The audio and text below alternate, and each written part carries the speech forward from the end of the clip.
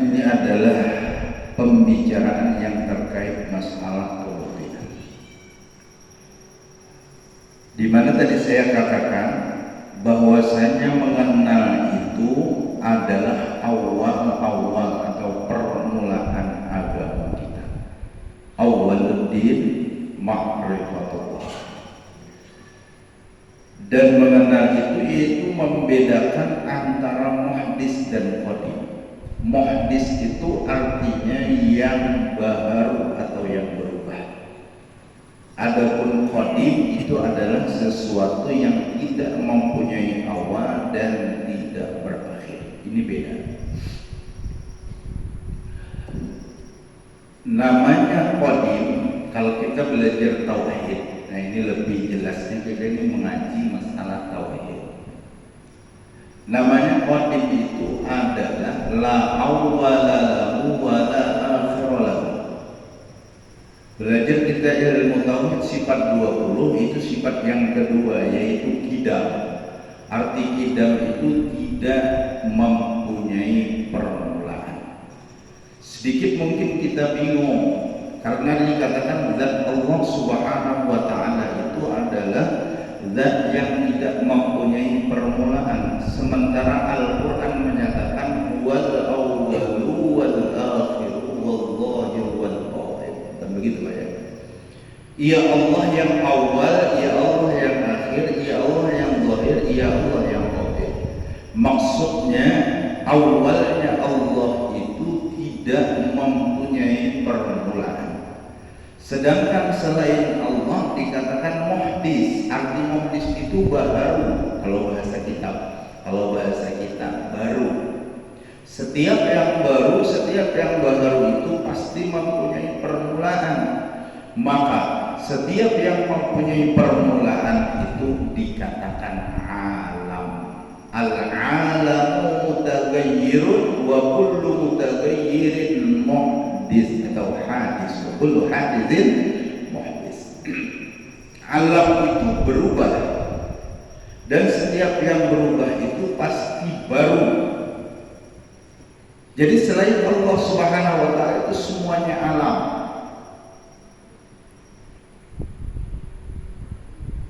Mari kita ingat, apa kira-kira yang dituhankan selain Allah Subhanahu wa taala?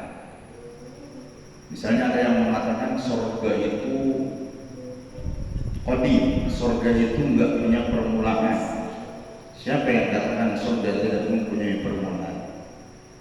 Dan jelas bahwa surga itu dibuat dan dicipta oleh Allah Subhanahu wa taala. Maka oleh sebab itu surga itu termasuk makhluk Allah Subhanahu wa taala yang qadim, yang baru.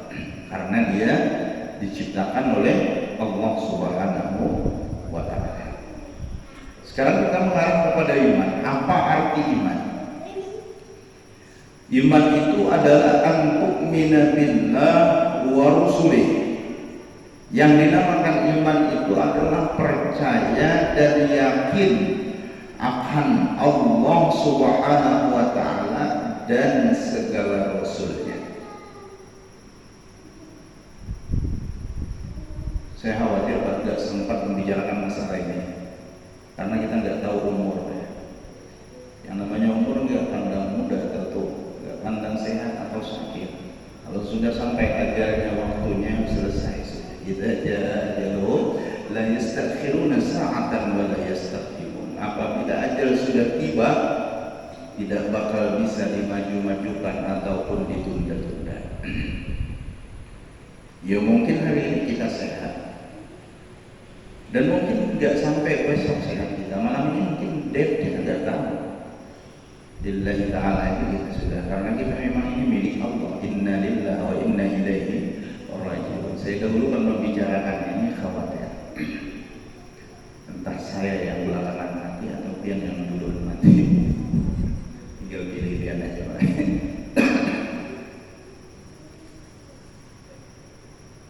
Percaya dan yakin akan adanya Allah Subhanahu wa taala. Pertama kita bicara yakin. Yakin itu punya 3 tingkatan. Pertama ilmu yakin. Yang kedua ainul yakin. Yang ketiga haqqul yakin. Udah sering dengar apa baru dengar? Ilmul yakin, ainul yakin, haqqul yakin. Pertama ilmul yakin. Ilmul yakin itu kita mengetahui sesuatu dan yakin akan sesuatu tersebut. Akan tetapi kita nggak pernah melihat dan nggak pernah meraba, merasakan. Satu contoh, kita tahu Ka'bah, kita tahu Baitullah. Akan tetapi kita sekedar tahu dan yakin, nggak pernah kita melihat sama sekali yang namanya Ka'bah. Nggak pernah kita meraba yang namanya Ka'bah. Berarti derajat keyakinan kita di sini hanya dikatakan ilmul yakin, mengetahui tapi yakin. Allah ingin kita langsung berhadapan dengan Ka'bah dan Baitullah, lalu akhirnya diberikan rezeki sama Allah, dapatkah kita berangkat umrah atau haji? Mudah-mudahan kita dapat berangkat haji dan umrah. Amin ya Allah. Berangkat kita ke sana, masuklah kita ke Masjidil Haram, terlihat dari kejauhan ada Ka'bah berada di tengah-tengah Masjidil Haram. Ketika kita melihat Ka'bah tersebut, derajat ilmu yakin tadi naik kepada ainul yakin. Apa ainul yakin? Melihat dan yakin. Yang tadinya kita cuma tahu dan yakin, hari ini kita melihat dan yakin adanya Ka'bah. Penasaran, melihat hanya dari kejauhan. Mendekatlah kita kepada Ka'bah. Berjalan pelan-pelan kita sehingga sampai ke sisi Ka'bah dan kita sentuh itu Ka'bah, kita cium itu Ka'bah. Derajat kita naik kepada haqqul yakin, betul-betul yakin. Begitulah istilah dan pembagian masalah yakin.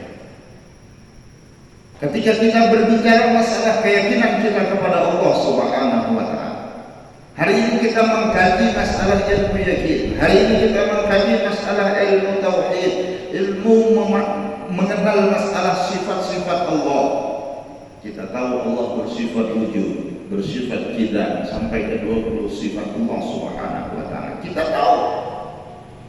Akan tetapi kita belum pernah mentajallikan, belum pernah kita merasakan, belum pernah kita memesrakan sifat Allah Subhanahu wa Ta'ala tersebut yang 20. Berarti di sini derajat di dalam ilmu tauhid, derajat tentang ketauhidan kita hanya ilmu yakin.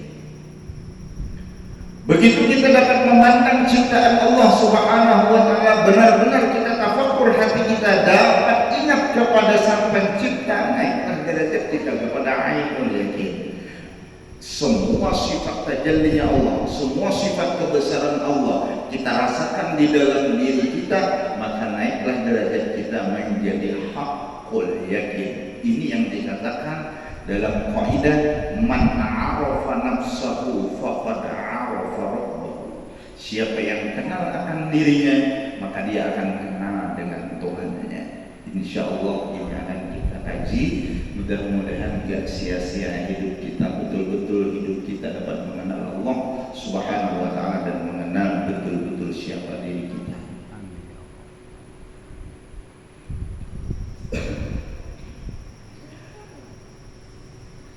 Percaya akan adanya Allah Subhanahu wa Ta'ala. Ada golongan sebagian orang yang mereka tidak percaya akan adanya Allah. Kenapa?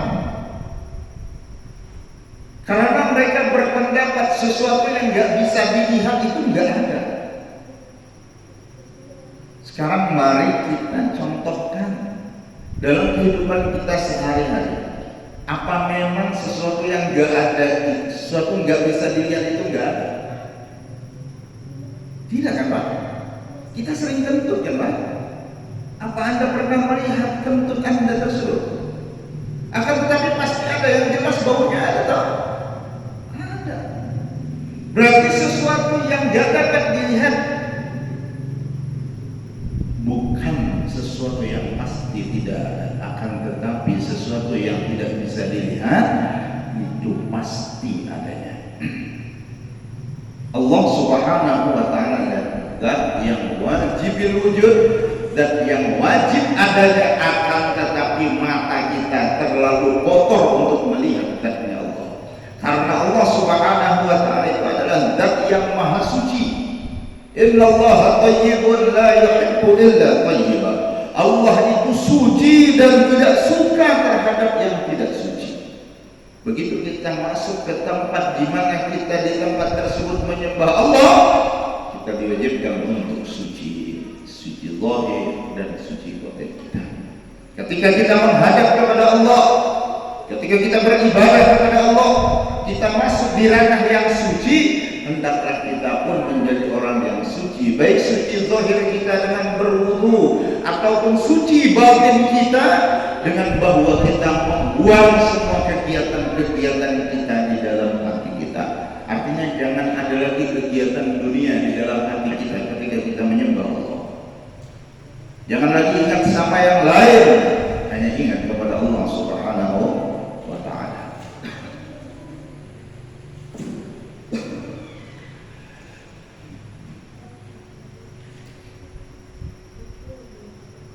Dan percaya kepada Rasulullah sallallahu alaihi wa alihi wa sahbihi wasallam.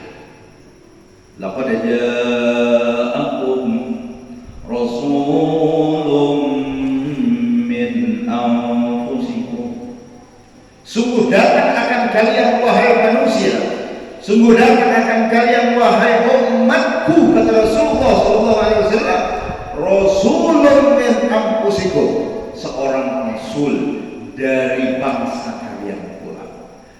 Kenapa Nabi Muhammad diciptakan Allah dari sebangsa manusia?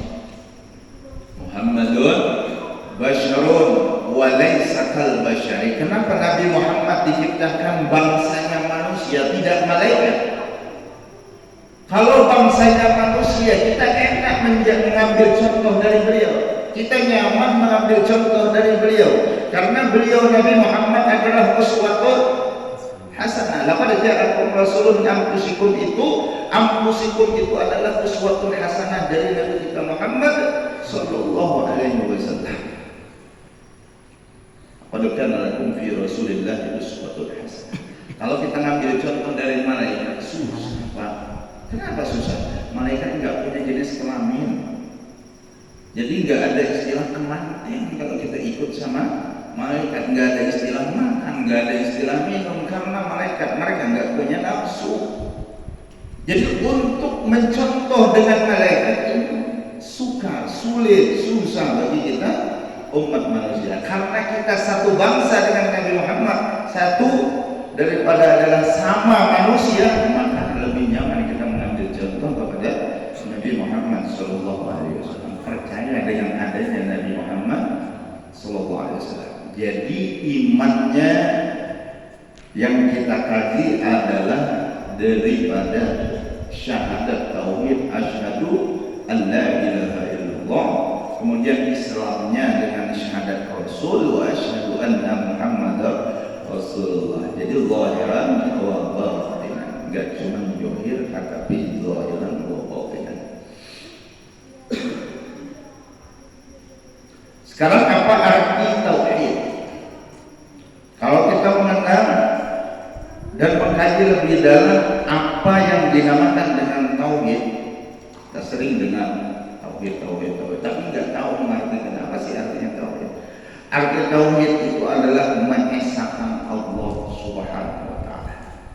Esanya Allah itu baik dari sifatnya, baik dari zatnya, baik dari af'alnya ataupun asmanya. Yang bersifat hanya Allah, yang beraf'al, yang memperbuat hanya Allah, yang punya zat yang hakiki hanya Allah Subhanahu wa ta'ala, asma hanya Allah Subhanahu wa ta'ala. Jadi namanya wahdaniyah bidzat wa fis sifat wa fil af'al wa fil asma. Kemudian apa yang dikatakan dengan ma'rifah? Ma'rifah itu mengenal uluhiyah zatnya Allah Subhanahu wa ta'ala, sifatnya Allah yang wajib, mustahil ataupun jaiz, dan yang mengenal yang kuat atau yakin yang kuat dengan segala dalil yang betul-betul dapat diperpegang. Nah, itulah yang dikatakan dengan ma'rifah kepada Allah Subhanahu wa ta'ala. Pertama dari kajian tauhid itu adalah tentang syahadat. Berapa fardu syahadat? Fardu syahadat itu dua perkara. Yang pertama diikrarkan dengan lidah, yang kedua dibenarkan dengan hati akan makna syahadat tersebut. Kita sering mengikrarkan dengan lidah, bahkan orang yang pertama masuk Islam yang diikrarkan dengan lidahnya adalah syahadat, asyhadu alla ilaha illallah wa asyhadu anna Muhammadur Rasulullah. Setiap kita sholat, kita ikrarkan syahadat ini dengan lidah kita.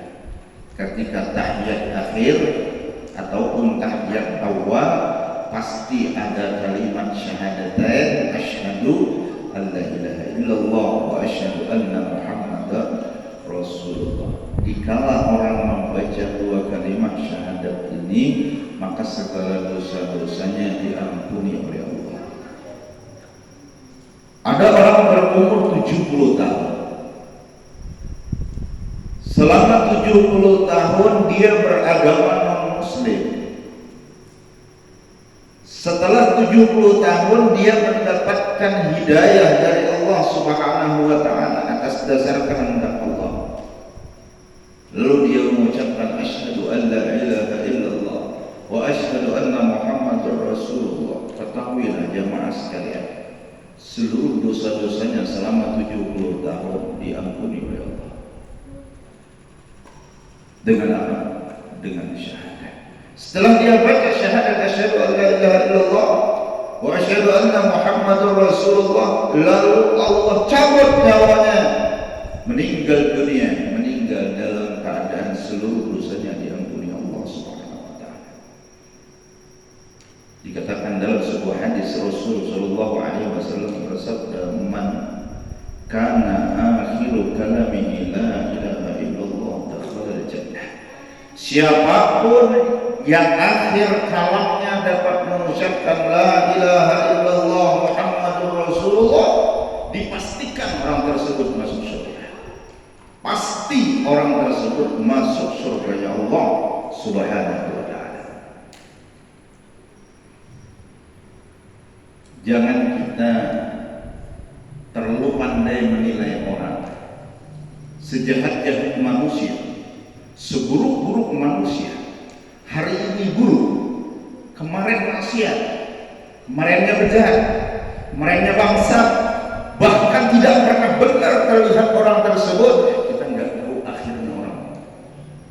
Kita nggak tahu akhir umurnya orang. Mungkin di akhir umurnya dia bertobat kepada Allah dan mengucapkan asyhadu an la ilaha illallah wa asyhadu anna Muhammadur Rasulullah.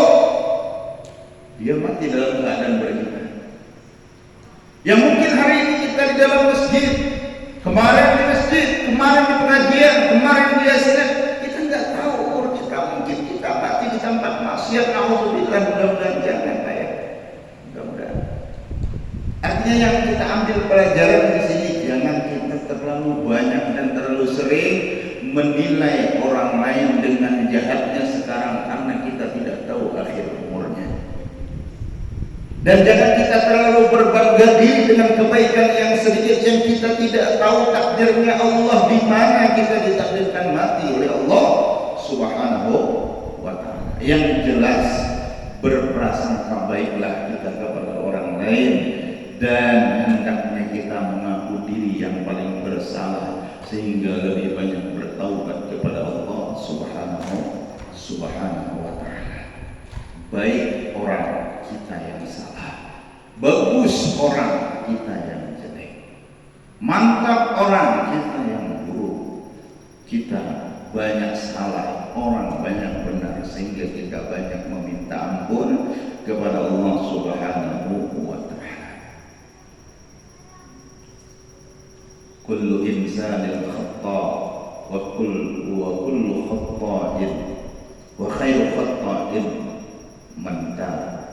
Setiap manusia ini pasti ada salahnya, dan sebaik-baik orang yang tersalah adalah meminta ampun kepada Allah Subhanahu wa ta'ala. Jadi rukun syahadat kembali ada dua perkara. Yang pertama diikrarkan dengan lidah akan lafaznya, yang kedua dibenarkan dengan hati akan maknanya.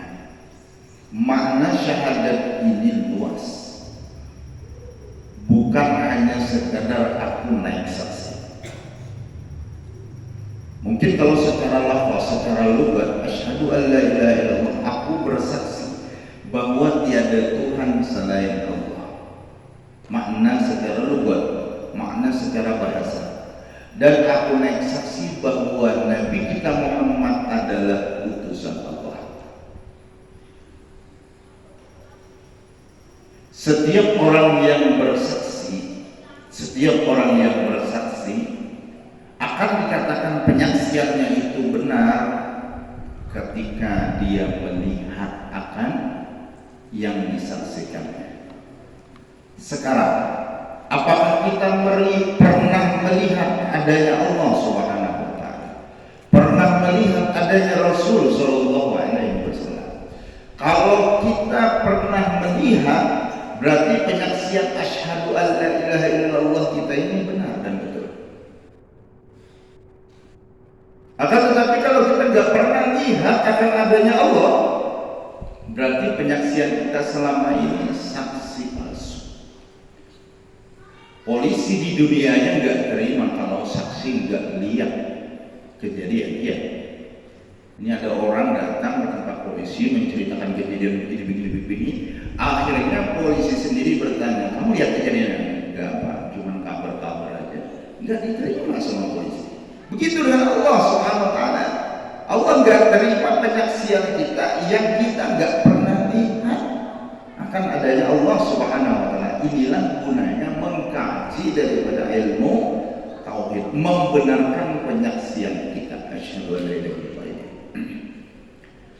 Ya mudah-mudahanlah, artinya dengan kajian ilmu tauhid ini sehingga kita mati akhir umur kita betul-betul mengucap la ilaha illallah Muhammadur Rasulullah, membawa iman, mati dalam keadaan husnul khatimah. Ini harapan. Adapun rukun syahadat yaitu ada 4 perkara. Yang pertama, mengisbatkan zatnya Allah. Arti mengisbatkan di sini betul-betul yakin dengan adanya zat Allah.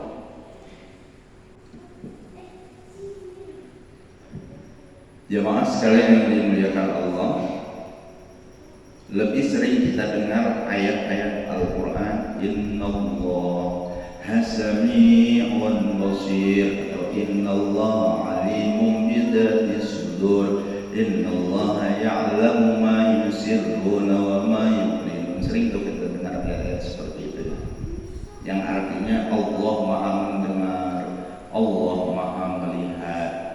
Sekarang, ketika kita mengetahui dan meyakini Allah maha mendengar, Allah maha melihat, dan mendengar melihatnya Allah Subhanahu wa ta'ala bukan hanya sekadar zahirnya kita, akan tetapi hati kita, batin kita didengar dan dilihat oleh Allah Subhanahu wa ta'ala. Gak ada orang sehebat ini pada. Mungkin kalau kita duduk seperti ini, kita nggak tahu batin teman-teman kita, hati teman-teman kita ini bicara apa, nggak tahu kita. Nggak pernah kita dengar batin sehebat apapun kita, nggak pernah tahu. Allah ya'lamu wa yasma'u ma fis sudur. Allah tahu, Allah dengar apa yang ada di dalam hati kita. Kita yakin yakin Allah Maha melihat, ternyata kita masih sering melakukan maksiat, ternyata kita masih sering melakukan pelanggaran, melakukan hal-hal yang dilarang oleh Allah Subhanahu wa Ta'ala. Katanya tadi kita yakin adanya Allah. Kalau kita yakin adanya Allah, kita nggak mungkin melakukan maksiat. Kalau kita yakin Allah Maha melihat, nggak mungkin kita melakukan maksiat. Kalau kita yakin Allah Maha melihat, nggak mungkin adanya kita kencing dalam keadaan berdiri karena malu dilihat sama Allah. Kita nggak mau mengambil hak orang lain. Kenapa? Karena yakin Allah Maha melihat. Jadi kalau kita masih melakukan maksiat, berarti keyakinan dan keimanan kita tentang Allah Maha melihat belum sampai, belum totalitas. Nah, ini yang dikatakan bahwasanya mengisbatkan daripada zatnya Allah Subhanahu wa Ta'ala. Kemudian yang kedua daripada rukun syahadat, mengisbatkan sifatnya Allah Subhanahu wa Ta'ala. Kalau kita mengkaji ilmu tauhid sifat Allah yang 20, Allah bersifat wujud, qidam, baqa, mukhalafah lil hawadis sampai kepada mutakalliman atau mutakallimun Pak ya. Yang 20 sifat Allah Subhanahu wa Ta'ala itu kita isbatkan, kita yakinkan. Dan kembali kepada wahdaniyat sifat, semua yang ada di alam dunia ini, sifat apapun itu adanya adalah Allah yang bersifat. Karena nggak mungkin ada sifat kalau nggak ada zat. Jadi wahdaniyat sifat bersandar kepada wahdaniyat zat.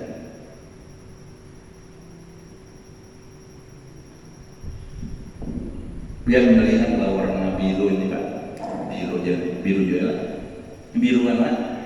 Biru tahu? Biru ini sifat, dan untuk botol ini zat. Mungkinkah warna biru ini ada ketika nggak ada zat? Ayo, mana warna birunya? Nggak ada kan? Nah, jadi ini namanya sifat berdiri kepada zat. Biru adanya di botol. Akan ada mengetahui, akan ada ilmu kalau ada alimun, orang yang mengetahui. Ilmu itu sifat, alimun itu zat. Mulazamah antara sifat dan zat. Kemudian yang ketiga, mengisbatkan af'alnya Allah. Setiap yang berlaku perbuatan baik gerak ataupun diam itu adalah af'alnya Allah Subhanahu wa Ta'ala. Begitu pula yang terjadi dengan diri kita.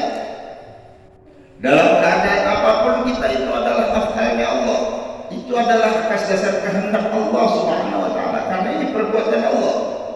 Baiknya kita, buruknya kita, ataupun bentuk tubuh kita, tingginya kita, rendahnya kita, sehatnya kita, sakitnya kita, itu adalah af'alnya Allah. Itu kajian tauhid. Qul kullun min 'indillah. Katakan olehmu, semua yang ada, semua yang terjadi di alam dunia adalah perbuatannya Allah, kehendaknya Allah Subhanahu wa Ta'ala. Akan tetapi kita memakai adab juga Pak. Adabnya itu ma'asaba min hasanatin fa min Allah wa ma'asaba min sayyi'atin fa min nafsik. Yang terjadi yang baik di dalam diri kita itu adalah kehendak Allah. Yang terjadi yang jahat di dalam diri kita itu adalah nafsumu, kata ilmu adab. Nah, jadi ini keseimbangan antara syariat, kemudian hakikat, serta tasawufnya, adabnya. Jadi kalau kita perhatikan tiga ilmu ini pintar-pintar kita merasuk di dalam diri kita, pintar-pintar sekedar kita merasa, karena masing-masing ada faknya, masing-masing ada faknya, ada beda-bedanya. Jadi nggak bisa kita hidup ini hanya sekedar memakai ilmu syariat tanpa ilmu iman, ilmu hakikat, tanpa adanya ilmu adab, ilmu tasawuf. Begitu pula sebaliknya, nggak pernah kita bisa akan memakai cuma ilmu tauhid, ilmu iman saja. Nggak ada tauhid, nggak ada tasawufnya, nggak ada syariatnya, nggak bisa. Perintah untuk sholat ini adalah perintah ilmu syariat. Akan tetapi tentang masalah keyakinannya ini masalah iman, dan tentang masalah adabnya itu adalah ilmu tasawuf yang membahasnya. Begini Pak cara merasuknya. Satu contoh tentang masalah makan. Masalah makanan ini di dalam hukum syariat hukumnya mubah. Akan tetapi ada kalimat halal dan haram, artinya di hukum syariat pula ini tentang masalah ain dan zatnya. Artinya ain zat ini zat daripada makanan ini halal atau haram. Seperti halnya ayam itu halal atau halal ayam. Akan tetapi kalau ayam ini ayam orang, walaupun hukum ayam ini halal, tapi yang kita makan ini ayam orang, apa halal? Enggak halal kok. Nah ini yang membahas ini masalah syariat, masalah fikih, masalah tauhid. Enggak ada urusan halal haram, enggak ada bicara halal haram tauhid. Yang dibicarakan tauhid itu kullun min indillah, semua dari Allah.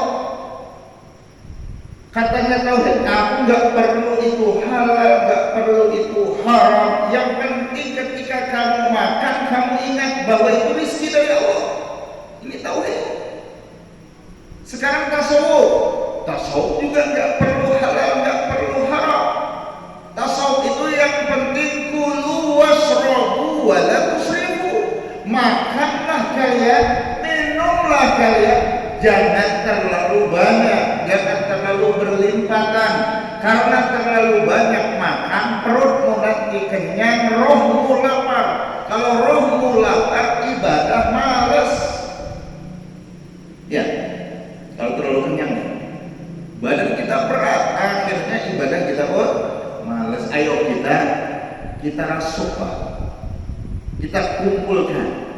Pertama, makanlah makanan yang halal, fikihnya.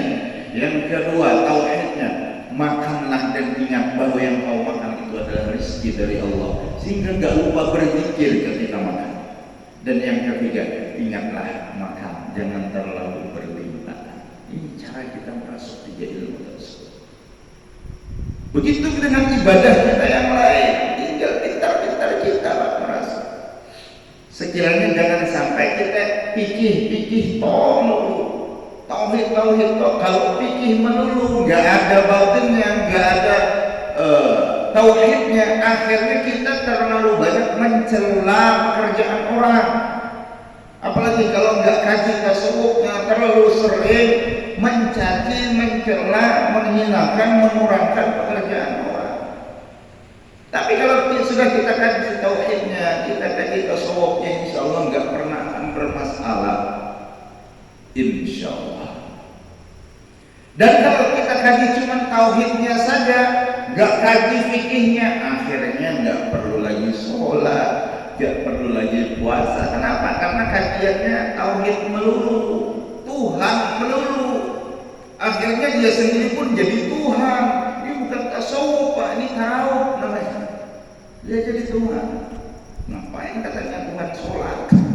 Ngapain katanya Tuhan puasa? Dia ngaku jadi Tuhan. Ini nggak goblok Pak, tapi banget kan goblok. Jamaah sekalian yang dimuliakan Allah, yang pertama mengisbatkan zat Allah, yang kedua mengisbatkan sifat Allah, yang ketiga mengisbatkan af'alnya Allah, yang keempat mengisbatkan kebenaran Rasulullah yang mana kita tahu Rasulullah adalah teladan kita. Ketika kita mengerjakan sholat, ketika kita mengerjakan puasa, kenapa hal ini harus kita lakukan? Karena kita meneladani Rasulullah. Rasulullah sholat, Rasulullah puasa. Kenapa kita harus bersifat rendah hati terhadap sesama? Karena teladan kita Rasulullah. Ini pembuktian kita membenarkan adanya Rasulullah dengan meneladani apa yang dilakukan oleh Rasulullah SAW. Jadi kalau kita bisa kategorikan kalimat ini adalah Allahu ruhun Muhammadun jasadun. Allah rohnya, Muhammad jasadnya. Allah yakin kita, Muhammad uswatun hasanah kita, panutan kita. Ruku kita, rukunya Nabi Muhammad. Sujudnya kita, sujud Nabi Muhammad. Takbirnya kita, takbirnya Nabi Muhammad. Sekarang mana ada kita?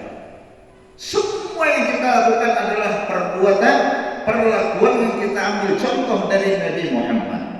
Di sini letak kita menghilangkan sifat ujub, sifat sum'ah, sifat takabur. Kenapa?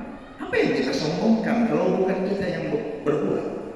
Apa yang kita takaburkan? Apa yang kita ujubkan kalau bukan kita yang sholat? Sementara kita yakin ini adalah perbuatan Rasulullah. Yang gerakkan rohnya adalah Allah Subhanahu wa ta'ala. Af'alnya Allah yang berlaku. Nah, inilah pembuktian daripada syahadat kita asyhadu an la ilaha illallah wa asyhadu anna Muhammadur Rasulullah, yang melihat bukan mata kita. Bukan mata johir kita yang kotor ini, bukan, akan tetapi ainul basirah, mata batin kita, mata hati kita yang melihat akan kebesaran Allah. Allah yang gerakkan, Allah yang diamkan. La haula wala quwwata illa billahil aliyyil azim. Enggak ada lagi guru Ahmad yang sholat, enggak ada. Yang sholat adalah Nabi Muhammad. Yang bergerak, yang menggerakkan Allah Subhanahu wa ta'ala. Enggak ada kesombongan.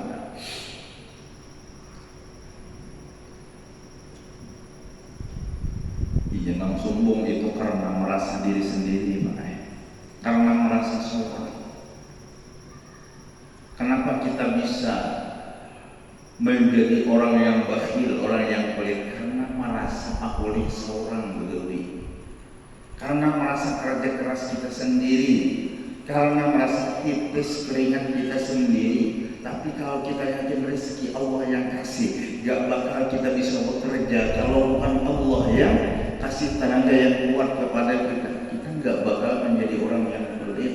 Dan ingat bahwa rezeki dari Allah kembalikan, sisihkan fisabilillah, sisihkan pada jalan Allah Subhanahu wa ta'ala. Seakan-akan orang yang menyisihkan rezekinya di jalan Allah itu orang yang menghutangi Allah.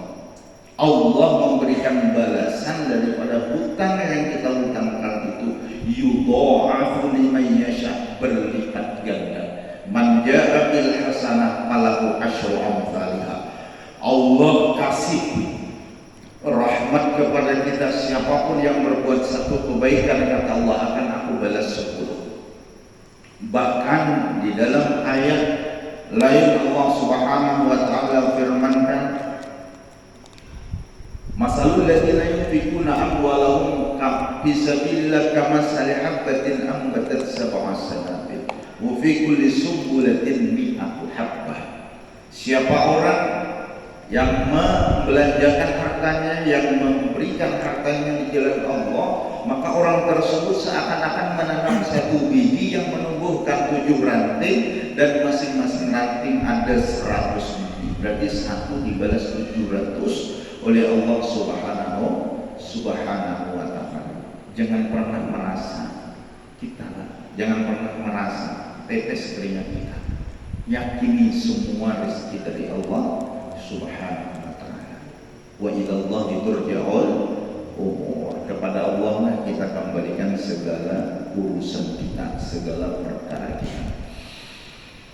Kembali, adapun syarat sah syahadat itu 4 perkara.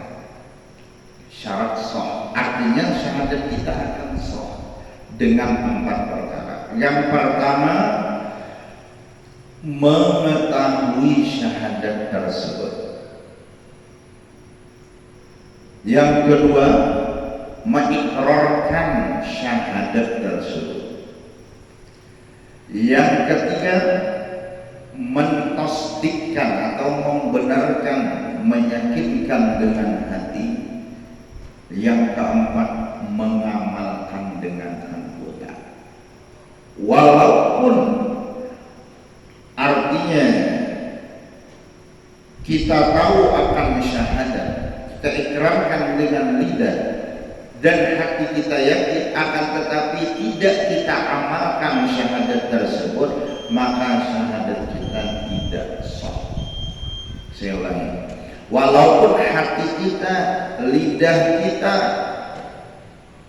dan kita mengetahui akan syahadat tersebut, akan tetapi tidak kita amalkan, maka syahadat kita tidak sah, tidak dibenarkan. Bagaimana pengamalan syahadat? Seperti yang saya jelaskan di awal tadi. Adapun kesempurnaan syahadat ada 2. Maaf, ada 4. Kesempurnaan syahadat ada 4. Yang pertama, adanya ilmu. Artinya kita beramal, beribadah dengan adanya ilmu. Yang kedua, ikrar dengan lidah, pengakuan. Yang ketiga, qasad dengan hati. Dan yang keempat, yakin serta ikhlas. Yakin serta ikhlas. Hendaklah kita melakukan sesuatu pekerjaan apapun itu bentuknya, baik amal zahir yang nyata kelihatan, dengan ikhlas. Apa ikhlas? Ikhlas itu kalau kita ambil dari bahasa apa, artinya bersih. Dimaksud bersih di sini, bersih daripada sifat-sifat yang mazmuah, sifat-sifat yang tercela, seperti riya, ujub, sum'ah, takabbur, dan lain sebagainya. Sifat-sifat mazmumah itu bersih dari itu namanya ikhlas secara logat, secara bahasa. Ikhlas ini mudah diucapkan, akan tetapi sangat sulit untuk diamalkan. Contoh bersedekah aja Pak ya. Bersedekah itu sebenarnya kalau untuk derajat yang betul-betul ikhlas itu susah. Hari ini sampai bersedekah, hati dia sampai sudah ikhlas lillahi ta'ala, tapi di luar sampai cerita, alhamdulillah saya tadi sedekah di masjid, ikhlas lillahi ta'ala, itu sudah menghilangkan ikhlas kita Pak. Karena dengan cerita kita ini seakan-akan kita minta agar dipuji orang lain. Betul? Ya. Dengan cerita kita kepada orang lain seakan-akan kita menyanjung diri kita. Akan tetapi kalau ada di hati kita niat agar orang lain mengambil contoh dengan kita, menurut dengan apa yang kita lakukan, itu ini luar biasa. Jadi sedekah itu pada intinya boleh dua, boleh dinampakkan ketika hati kita aman daripada riya, hati kita aman daripada sombong dan ingin memberikan contoh kepada yang lain. Dua, kalau hati kita tidak aman, mending sedekahnya diam-diam, mending sedekahnya sir. Jangan dilihat oleh kanan kiri ketika tangan kanan kita bersedekah. Ada juga yang diam-diam sedekahnya, pas keluar celengan, tak amal celengan, itu diam-diam ditutup dia sama tangannya. Tapi pas lepas dari tangannya ada bunyinya kan. Ikhlas juga lillahi ta'ala ya, 500.000 ya jelas. Tapi kalau 500.000 mungkin gak jelas ya. Jadi ikhlas ini adalah hal yang sangat mudah diucapkan, akan tetapi begitu sangat sulit untuk diamalkan. Harapan kita dengan mukhlisina lahuddin, betul-betul kita beramal menjadi orang ikhlas lillahi ta'ala. Beramal bentuk apa? Salat seperti itu pula, salat yang ikhlas. Jangan sampai salat kita ceritakan kepada orang lain, kita sampaikan kepada orang lain. Akhirnya harapan hati kita biar salat kita dipuji sama orang, biar kehidupan kita dipuji sama orang, ini kayak ikhlas. Jadi ikhlaskanlah segala amal ibadah kita kepada Allah Subhanahu wa taala berbentuk apapun. Jamaah sekalian yang dimuliakan Allah Subhanahu wa taala. Di sini kami ingin menyampaikan dan membagikan insyaallah